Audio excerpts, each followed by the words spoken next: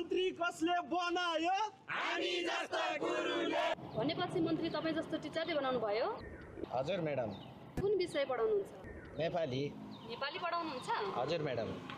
माधव प्रसाद घिमिरेको दुईवटा कृति भन्नु त ल।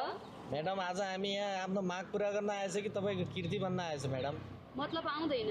आउँछ म्याडम, हामी आज यहाँ माग पुरा गर्न आएछ नि म्याडम, तपाईँको कृति बन्न आएछ? तपाईँलाई आउँदैन जस्तो छ। आउँछ म्याडम, टिचर हो नि, तपाईँले सोधौँ के आउँछ? तपाईँले सोधौँ? ल भन्नु न त। के भनौँ म्याडम? माधव प्रसाद घिमिरेको दुईवटा कृति भन्नु त ल। माधव प्रसाद घिमिरेको आइहाल्छ नि म्याडम, यार तपाईँले सोधौँ?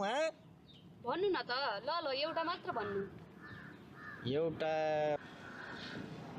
भरिएको कप। भरिएको कप रे? कहाँ यो त माधव प्रसाद घिमिरेको कृति हो त। लेखियो तर छापिएन madam. Teacher is teacher, knowledge राख्नुहोस्।